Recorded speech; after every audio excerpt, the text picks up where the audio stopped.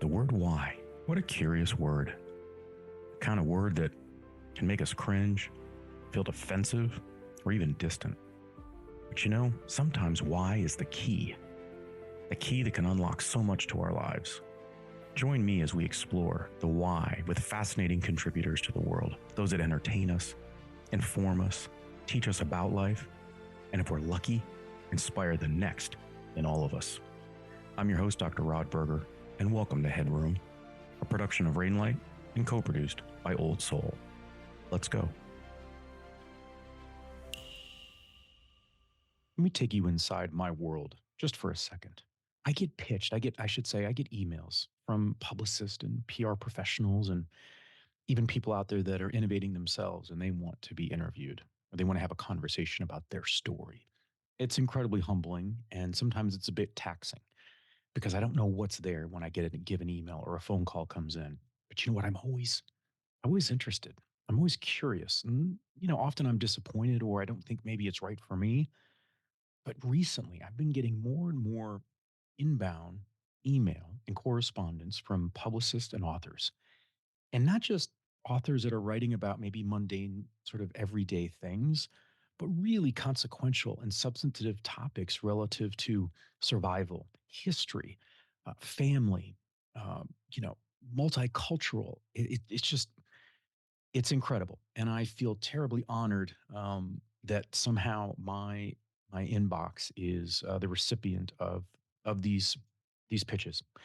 And today is one that I'm so glad I opened because I think it's so powerful. And I will admit I'm a history buff. I just am. I think the stories that come from the wake of history are the most powerful. And yes, I am curious about what the future holds and the horizon before us. But man, history is so powerful, and there's so many stories that we either don't know or we should know that will make our lives, I think, more not maybe complete, but create a deeper and more comprehensive sense of who we are and what our capabilities are. This is a wonderful story. There are elements of sadness, of revelation, of trust and breaking of trust and family secrets, but all in the vein of protection and survival and in wanting a continuation, a spirit of family. We're going to be spending time today with Linda Ambrus Broenniman. She's the author and I would say the family representative of the book, The Politzer Saga, an incredible tale where if not for a house fire and a box that survived, I don't know if we'd be having this conversation, and I don't know if this powerful book would actually be a book other than a random set of ideas, maybe bouncing around the family in different representatives of the family and not coalescing into what I think is a very powerful read. I hope you find it to be as powerful as I did. Enjoy. I look. Sometimes there are winds of change. There are times in our lives when things are presented in front of us, and we're not exactly sure why. And this feels like a point in time for me. I've been telling the universe just how much I love story, obviously, and those that follow have noted that. And I'm getting the opportunity to dive into stories that go beyond sort of the surface level of our lives and into what it means to be human, to be connected, and to understand who we are and where we come from. I am so looking forward to this conversation. The book is entitled The Pulitzer Saga. This is just an incredible, and saga is so well and aptly used in the title. But we're spending time with Linda Ambrus Broenniman. This amazing story. So I'm just going to read this straight from your publicist because I don't know if I could put it in a better way as sort of a preamble here, Linda. Imagine living your life as a Catholic and then learning Hungarian immigrant parents who became prominent physicians in Buffalo, New York, were harboring a secret of 8 generations of Jewish ancestors in Budapest on your father's side, and him taking that secret to the grave. I, I won't go any further in that backdrop, but it's sort of that you had me at hello adage. We go back. There's a house fire. There's a box that survives, and then there's also so you've got that element in it, which sounds very Hollywood, right? Or it sounds like a documentary that you've got to watch, whether you're on a plane or you're at home or you're on vacation. And then you dive a little bit deeper into the saga, and you see that there were pieces that you were aware of, but a long period of time passed before you were able to sort of dive in and understand, or at least explore it like a detective. So why don't we start there, Linda? Because there are a million places that we could start, and we'll talk, about specifics in the book. By the way, I do highly recommend this book. I was just sharing off air with Linda that it's so visual. It feels like it takes you there, and Linda, that, and I want to talk about this as well. Just a sense of responsibility that these people that are no longer with us, they still come to life in the way in which they are portrayed and documented and woven into the story. And I think that one, that's a talent that you express, but it's so powerful, and the visual aids really, I think, help to bring people along, including my 11-year-old who was wanting to dig through the book. So I thank you as a dad. That's Um, wonderful. so take me back, and I'll let you pick, but uh, you know, what was your general knowledge of where your family came from, and talk about the moment when that subtly was altered. Well, as you said, well, first of all, Rod, thank you for having me on this show. It's really a pleasure to be able to talk with you. Um, I'm going to go back. We were, as you said, I grew up in Buffalo, New York. My parents were, I thought, Hungarian Catholics who had escaped World War II. And we knew they came here to start a better life. They were physicians. I was the middle child of seven, so right in the middle.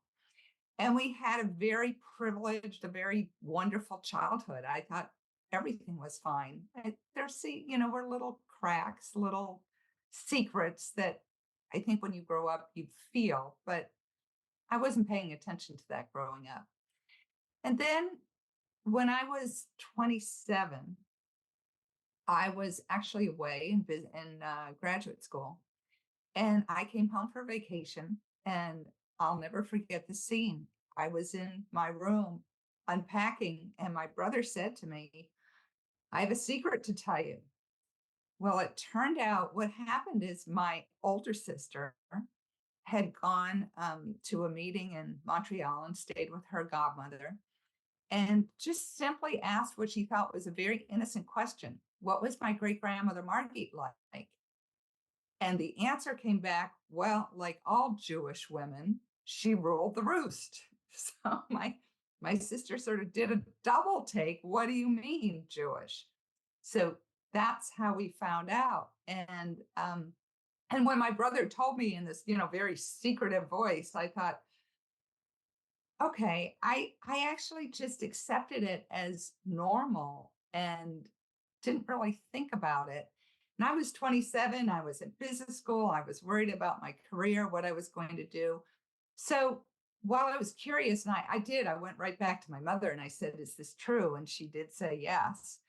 Um, but I asked a few questions throughout, but certainly not enough. And a couple of times there were in 1984 and in 1990, I went to Budapest with my parents.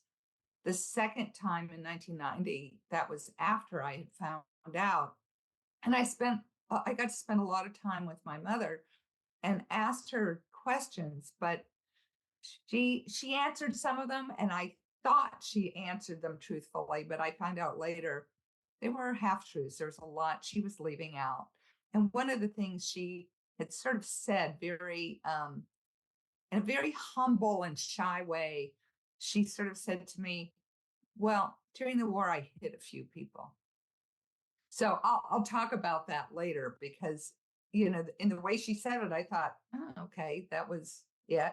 And I really didn't know enough history to be able to ask more questions.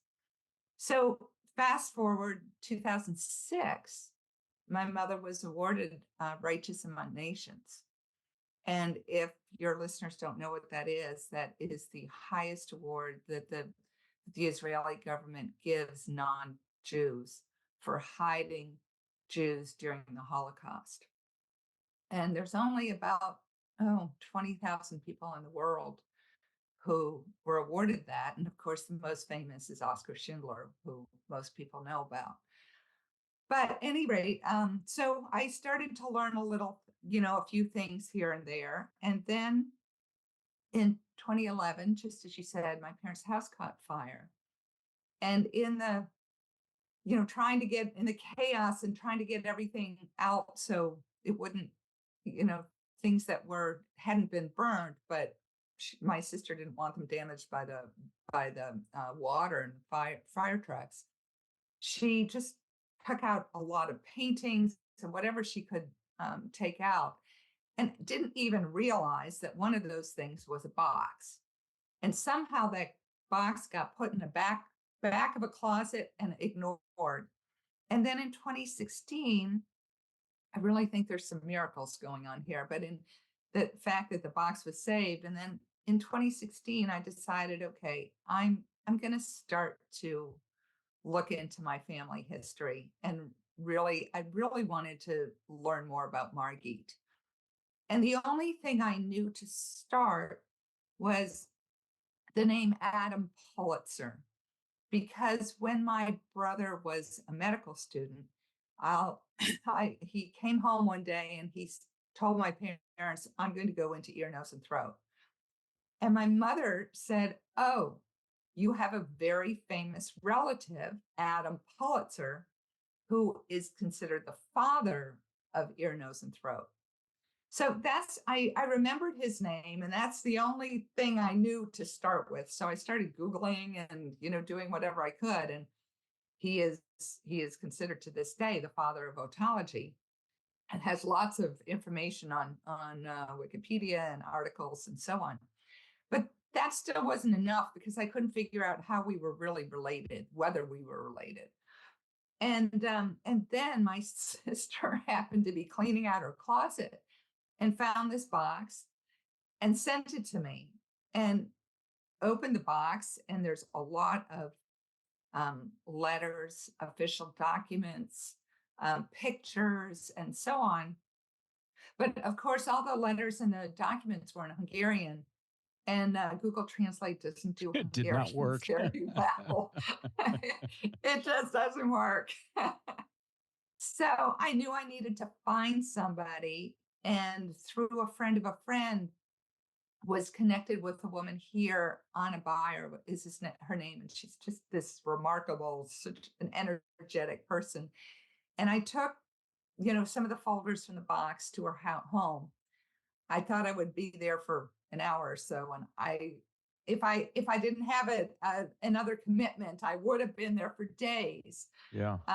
We started to dig into things, and she was astounded at what was there, and said, "You really need to find someone to help you research it."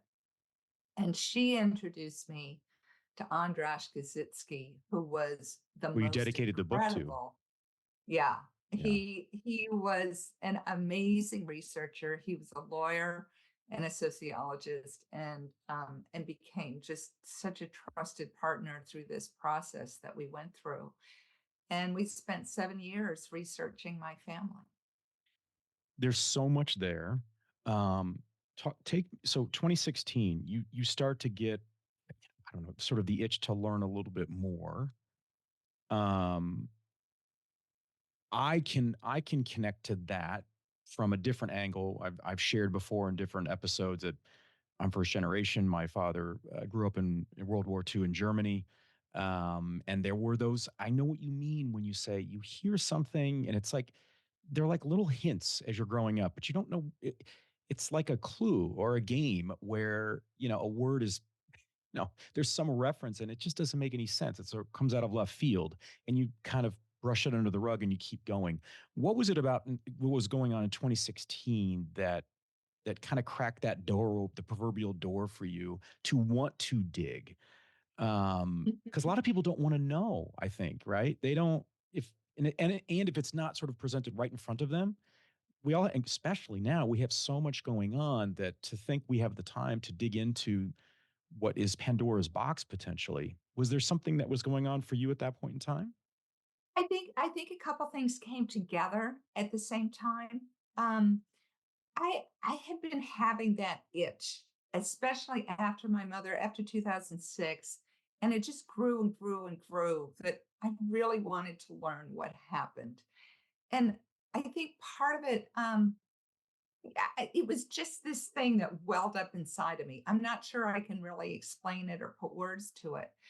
But the other thing that happened at the same time was that I'd been an entrepreneur. I'd been with a company for, oh goodness, 10 or 12 years. And we had a very nice exit.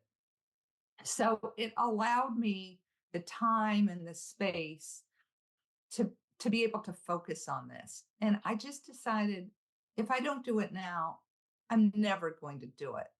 And it was really, and I wish I had done it so many years before because most people had either died or they were so old they didn't, I couldn't get in touch with them.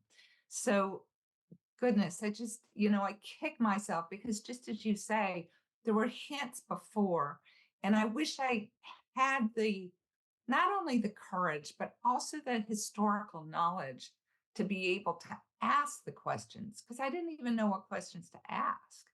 Um, when my mother said in 1990, I hit a few people, okay, what did that really mean? Yeah. I didn't know. So I wish I had asked, but hindsight's 2020. So I want to start to dive into the book a little bit and pause and reflect on experiences for you personally, as a family member, as a researcher, and as a citizen, in potentially finding responsibility and sharing a story that ironically was hidden. When you think about, right, hiding and out of protection. One thing that you shared, here sort of in the open is you talked about how, this box, right? And the box had all this incredible information. That alone, for people who may not be a part of their own family lineage, is the fact that they even brought that amount of information, that documentation with them, is paramount.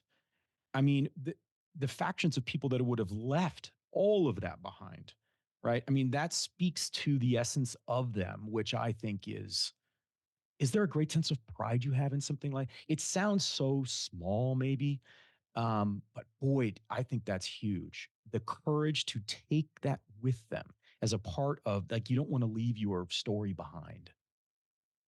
well, I think, I think there's a couple things. I think when my parents first came, I don't think they could bring a lot. I mean, they when they left Hungary, they left just in time, and they actually went to Zurich first to finish their medical studies. But they were lucky to leave because it was just before the wall came down. And when that Iron Curtain came down, there wasn't much getting out of Hungary. Now, I want to talk about my grandmother for a minute. My grandmother left in 1956 right after the Hungarian Revolution. There was a window when they were allowing, I would say, really just the elderly. I might be a little off in that, but it was easier for the elderly to get out. So that's when my grandmother came, and she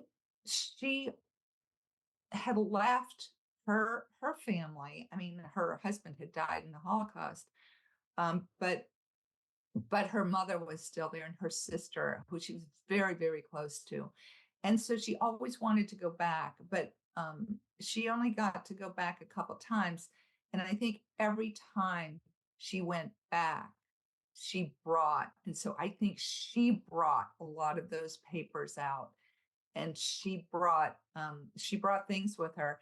And my parents also, once they started to go back, they also started to bring things out. But as they did that, up until 1990, when the communists still ruled, they risked their lives to even just smuggle out what was theirs. It's so So powerful. And yeah. I mean, it's just, the persistence. that we're going to take risks because it is important. It's incredibly important. You start the book with a quote by the Nobel Peace Prize winner Elie Wiesel, and I want to read the quote.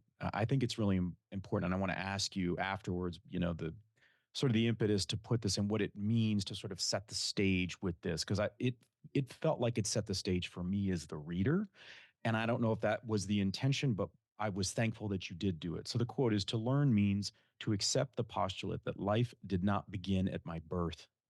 Others have been here before me, and I walk in their footsteps. The books I have read were composed by generations of fathers and sons, mothers and daughters, teachers and disciples. I am the sum total of their experiences, their quests." To me, yeah, it said it all. It was why I did this, right? Because we are the sum total of our ancestors. And so for me, researching this book and learning who I was, it gave me a sense of who I was. And I will say, before this book, and I'll go back to one of your first questions. Why was it at this time that I decided to research? I think I needed to know, I needed to learn who I was. And I didn't know, when you don't have, if you don't mind, I'm gonna Please. just so this tree is really important to me because I didn't have these roots. I was wobbly. Without the roots, I was wobbly. And in the tree there, I don't know if you can see it well enough, but there's a, a very subtle, the Star of David. And Yeah. and so for me to find my ancestors, I felt like, okay, now I belong here. And I'm not sure I knew that I really belonged on this earth without these roots. It's So, it's it's very powerful, and you were showing, for those that are listening and not watching, you were showing the cover to the book, and there's a subtle power to the imagery of it, which I thought was very powerful. And I now feel terrible. I did not see the Star of David in the root system, but now that you've brought that to my attention, I see it, and I mean, really, really powerful. Linda, I wonder if we could if we could sort of walk down the what ifs, mhm. because I think the experience of what if is a great. It's like it's a fantastic example of the conflict that we experience as humans. We're not linear. We're very complex. It's messy. Um, and I just wonder if you contemplate what if, like in essence, what if you knew um, about your father from, in essence, the word go? How might that have changed your relationship for the better, for the worse, for the undetermined? Um, and what if the box didn't survive? I wonder if you ever contemplate those kinds of questions. Well, let me start with the first one. The what if I had known from the beginning, I think I would have had a very different relationship with my father.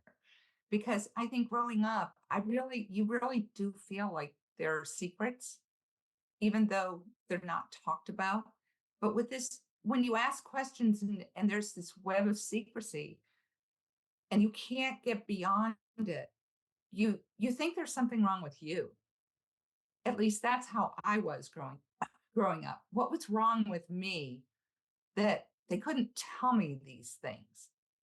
And and I think there was anger that was bubbling up there. I was angry with my father for not being able to tell me what was going on. And I think on his side, I think he never dealt with the trauma that he experienced.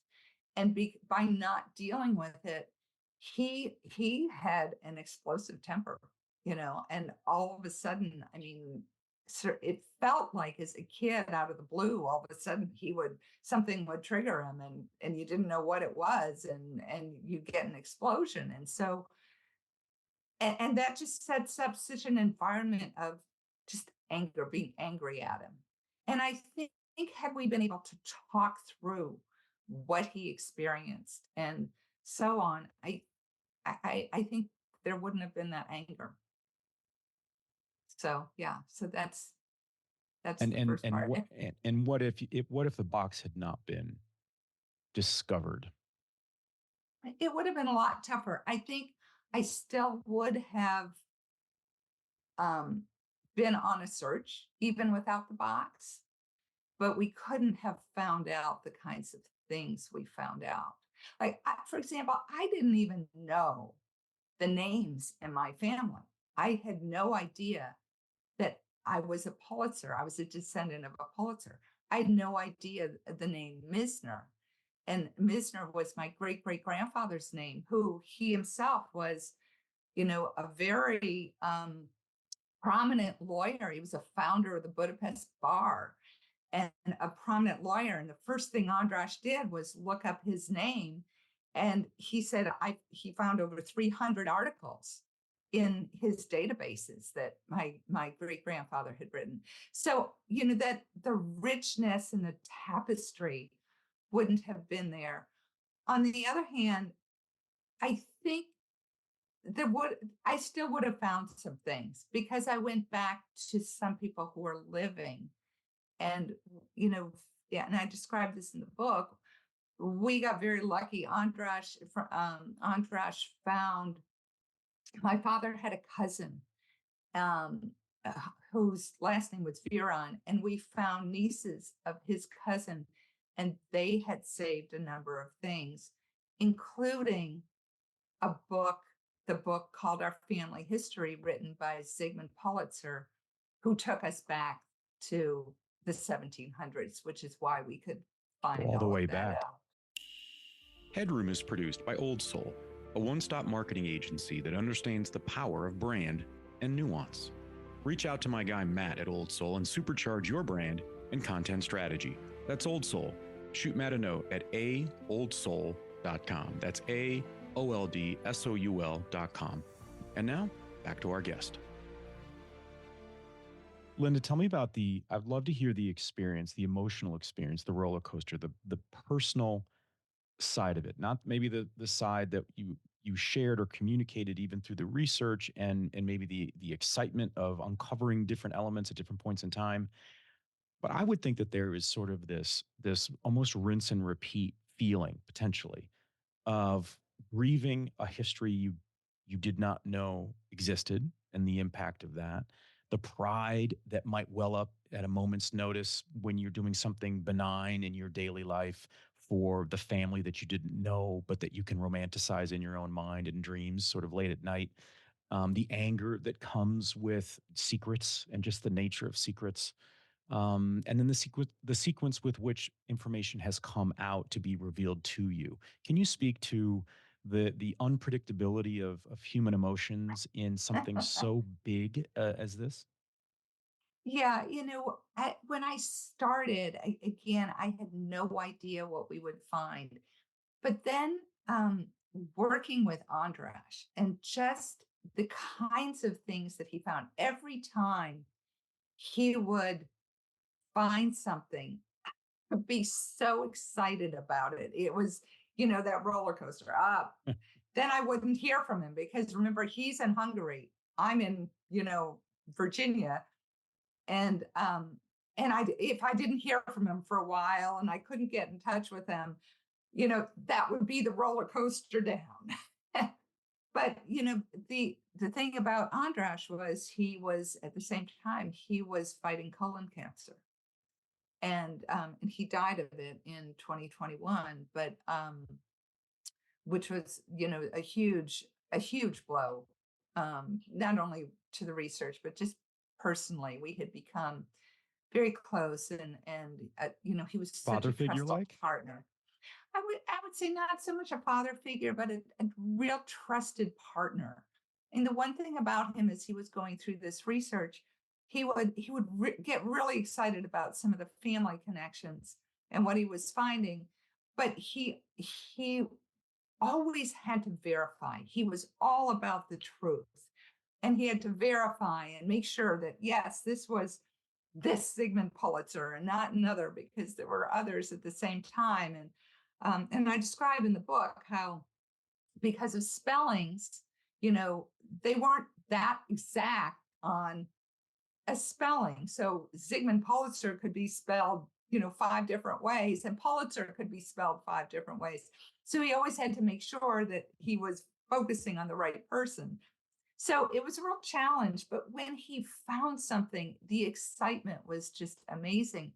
And then one of the things that I did, because my history was just not good enough, and I read so much history, trying to understand the era and the periods that we were researching, and also other biographies, so I could understand sort of the zeitgeist of the times. And so it was a real partnership, because I would find something and then ask him about it, and he would say, okay, now read this book and this book and this book, and this will give you a better idea of what was going on. And so we pushed each other, and then I would remember things, just as you said, those little hints that you learned about, but you couldn't place. And so then I would remember something and ask him about it and bring it up, and we would research. So it was a real partnership. But just as you said, going through that process, a lot of excitement, a lot of, when things didn't turn out, disappointment, but you just keep going. You just keep going. I So almost picture you. It's like a film strip when someone is so vivid in talking. You're almost watching a movie sort of play out in real time, and that is more that Andras is revealing. It's almost as if it's another chapter in a book, or it's the next scene in a movie. And with the parallel research that you were doing and reading biographies and trying to understand sort of the context, it's as yes, if you were putting together a puzzle, as if the picture was sort of coming to life. very much so. That's such an accurate description. Did Exactly that. how do you think it's changed you in the way in which you understand your own constitution in the world today? How have you changed as a person in your relationships and the way in which you look at the world? You know, I would think that it would have some profound effects. It did. On a number of different levels. On a very personal level, I think by learning that I had these ancestors, I think it's, first of all, I think the anger towards my father is gone. It's completely gone. And I really do understand, the or I think I understand more the trauma that he faced and why he kept his secrets. Um, and then going back to the ancestors and sort of the having roots, I think that's given me a whole sense of self-confidence, that that I'm here and I belong here, and I'm here for some reason, whether it is just to honor my ancestors. It's just given me a whole different sense of confidence, I think. And There's then I will say, on the religious side, um, my growing up, my mother always told us that we always had to treat every single person, no matter what the color of their skin, their religion, their um, ethnic origin, their economic status. It doesn't matter. Every person deserves respect and dignity. So we grew up that way.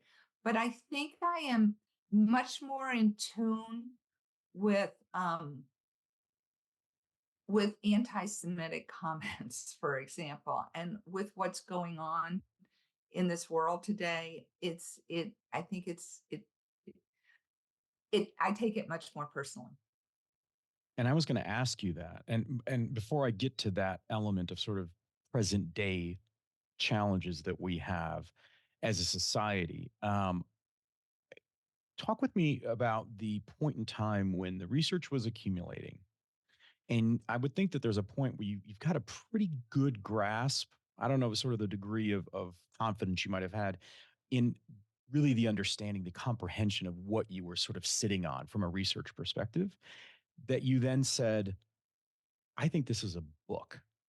And so that's sort of a two-part thing, Linda, which is that I, I applaud people that either sort of capture or secure information or they have an idea and they take that next step, because this could be a story that resides within the walls of the family, um, but it doesn't now. And I'm wondering if the times that we live in played a role. I'm wondering about sort of the sense of responsibility. And did you go from sort of family member to an advocate for supporting family legacies and traditions? And help me understand that decision making process to go from an incredible story that you share with somebody at a dinner party, right? um, and then you move to what I've got here sitting in front of me, which is a book. So when I started out, I never thought I was going to write a book. I really started out because there was so much information. And as I started to research the history, I needed a way to capture it and to make sense of it in my own mind. So that's how I started, is just writing things down and trying to understand the story within the historical context. Um, so, and then once I had this huge manuscript, basically what it was. But even before then, as during the research, as I would talk to people, and especially people in Hungary, but even people here, they kept saying, "You need to tell this story. It's important to tell this story." And I know there have been lots of other, especially Holocaust books, but um, but everyone deserves their own story. And I think what happens is, when we think about the Holocaust, we think about 6 million people that were murdered, but you can't wrap your head around 6 million people. What does that really mean? So, yeah, the only way to really have people understand is, I think, to tell an individual story. And to me, I think as I learned their stories, and it's even before the Holocaust, when you look at what they faced during the Red Terror, the White Terror, World War I, and going back to the Hungarian Revolution, and even back to Isaac's story, when he was going to be um, burned at the stake for simply using the Lord's name in vain. All these stories, these people faced incredible challenges in their life, and, cataclysmic events that completely upended their lives. And these stories are worth telling. And I think what struck me is, almost with every single um, ancestor that I wrote about, their resilience was incredible. And through these incredible challenges, they were still all about service and generosity and compassion. And that was something that was so inspirational to me. And I thought should be shared with the world, I think. Was that a choice in the design of the book? I found that to be it aided in the readability of it. I think when people think of heavy topics, it's almost like a gulp. Like, do I have the mental space to be able to digest? But this feels like you're going through almost like case studies, like different individual stories that are all tied together. Was that was that something that you took into consideration in putting the book together? Because when you're going back to the 17th century, we're talking about an incredible volume of information and narrative. Yes. Yeah, I thought that each person, each ancestor that I researched, they deserve their own story. And just as you said, they're connected. But but yes, that was. And going back to the pictures, what was really important to me is, this wasn't fiction. It was they were real people. And I wanted to add those pictures because I wanted to make them come alive for the readers. And I think only when you can really, when you know somebody and when they're alive for you, then you can have compassion for them and a better understanding of what they went through. Tell me about sense of responsibility or the role responsibility plays in your life now as an author, as a representative of a very large and prominent family that goes back to obviously the research to the 17th century. Just help me understand your relationship to the concept of responsibility as the sort of the beholder of the fragility of family, right? And that it can be taken away at any moment in time. And I do think that's a great sense of responsibility. Not to put that on you, I just mean that as a compliment and an acknowledgement Thank you. that that is to me a part of it's like whether you like it or not, by coalescing this information together in a narrative that is meaningful to you and to the reader. I think it's just sort of it's riding in the sidecar, right? That sense of responsibility. And I wonder how you think of responsibility now.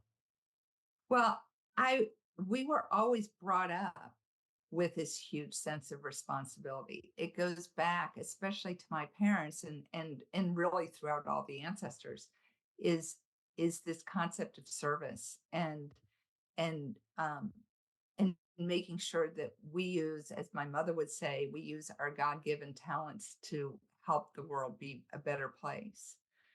Um, and so there was always this huge sense of responsibility. And and in some sense, it could be a burden. And in sometimes it could and sometimes it was a privilege. It's hard to, they both sort of sat there at the same time. But I think through this book, I f- I felt this strong responsibility to to bring their stories out and to be able to honor them and say their names.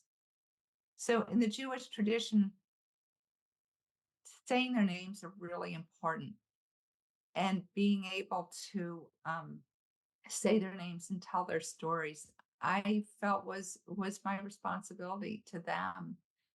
I didn't, they were, to me, they were almost murdered twice. Some of them, they were murdered, in the Holocaust, or they died, and then by being hidden, they died again. So I feel like this responsibility to bring them out into the light. You know, I'm wondering how you anybody that has any connection, sort of agnostic to backgrounds, time frames, but to persecution and war. Um, there are points and times in people's lives where the anger gets redirected and it goes to the oppressor. And I'm wondering if yes, I understand like the love and compassion and the purpose of the book, but it does is there a part of you that because I would, you may be a better human than I am, Linda, but that when we think about collateral damage through warfare and persecution of people, some of the things that are a part of that are truth, honesty, right? Um, and that books like yours and others are, I think, incredible statements to those that tried to reauthor the world in a way that was unjust. It was abominable in every way, right? And I'm just wondering if how do you deal with that, or is that just me and sort of my own experience that there's just every blue moon you think, you know what, this is a statement that writes the record, and that is incredibly important beyond the names, if you get my point. Yeah, no, I do. And, just as you said, there's collateral damage, right? When you look at my father experiences this, such trauma that he felt like when he came to this country, he wanted to put all of that behind him and not deal with it anymore and start a new life. And he was going to keep all of that a secret. But here's the dichotomy is that my parents were also all about truth and and service, as I said, right? But part of part of what they had to do was hide the truth. And so, and I think that was costly to them. It was costly. Um, and so yeah, I think telling this story um, was for me a way to bring out that truth. It was important for me to tell the truth about the family. Linda, if I have you sort of standing in front of an audience of young people who, like sadly so many young people now, that just don't really, I don't know if they have an appreciation for history in the way in which I wish they did, to no fault of their own. I just think the world has changed in certain ways. What do you think the overarching message is? And maybe not to the specifics and the trials and tribulations of war and persecution, but to understanding oneself and the journey to finding yourself. Because regardless of whether we're in the 17th century and the 21st century, this is part of the human condition, is to understand our purpose, place, and time and meaning. And part of that is understanding really who we are when we look in the mirror. And I'm just wondering what maybe a message would be for that group of young people that are struggling with different variables in present day, but that there'd be a visceral connection to the human experience of wanting to know who they are. Yeah. For me, I think my message to them would be understand yourself, learn your stories, learn about your parents and what they went through, ask questions. Don't, if there's a wall of secrecy like there was with me, and I think many families have that, be persistent and penetrate that wall and try to learn history, study history. Because if you don't know history, you don't even know what questions to ask. And I think the problem is, at least for me, when I learned history, it was all about these big events and dates. And there was nothing personal about it.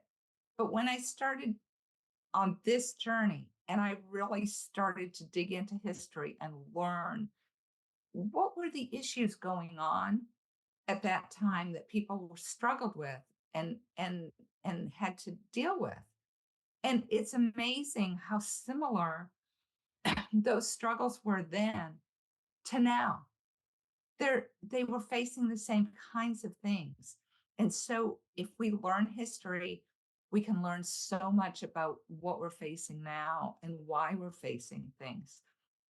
And to learn about your own history, then you can learn about, okay, why do I react to this way? Why do I feel this about this certain thing? It's amazing to me as I learned about certain relatives how I really felt in my bones that they were part of my DNA, that I reacted a certain way. And just to give you an example on even a physical level, through this process, I found some ancestors. I found some cousins. And when I first met this cousin who was in California, we didn't even know that each other existed. And the first time we met, he said, "Oh my God, you're just like my mother. You have the same mannerisms. You move your hands the same way. You look the same way." So these things are in our DNA, and if we can learn about our ancestors, I think we can learn about ourselves and just have a much deeper understanding of how we react and respond to things. And I think that knowledge is powerful. I don't know if it was just me. And yes, I was the one on the other side of the conversation. So I got to see and experience Linda just as a person. She felt like my neighbor next door. She felt like the woman that I strike up a conversation with at a coffee shop while we're standing in line. Incredibly approachable, thoughtful, but also very exacting in understanding the the importance of her efforts. of her doggedness to get this story out, because it's very, very powerful. And it's something that I was trying to wrap my head around in the interview. The time, the commitment to digging and continuing to dig. Now, yes, she had some very, I think, influential people along her path to help assist in the telling of the Pulitzer Saga. But we all need that. I mean, I don't know anybody who does anything alone. And I thought that that was a subset or a sort of story and subheading of this was just the journey itself, not just the story that reveals itself in the book. Um, but wow, a really powerful story. And I don't know about you, but it made me think the happy accidents, and maybe happy is not the right way to put it, but the accidents that open up doors, close doors, reveal openings in time that we didn't know were there. And once they do reveal themselves, it changes really our own makeup and the way in which we think about the world around us. And Linda really challenged me in that way, and I couldn't be happier to be a part of that. Um, it was just it was such a rewarding conversation. I hope it was for you as well. I could not recommend this book more. It's visual. It really goes down an absolute sort of family tree in a powerful manner that brings you right into the world that she was able to discover through all these, this series of happy accidents. Um, Wow. What a wonderful woman. I couldn't recommend The Pulitzer Saga more by Linda Ambrus Broenniman. I encourage you to check it out. And until next time. Thanks for taking the plunge into HeadRoom, where we uncover the why behind the what and who impacting our lives. HeadRoom is a production of Rainlight and co-produced by our friends at Old Soul. I'm your host, Dr. Rod Berger, and this is HeadRoom.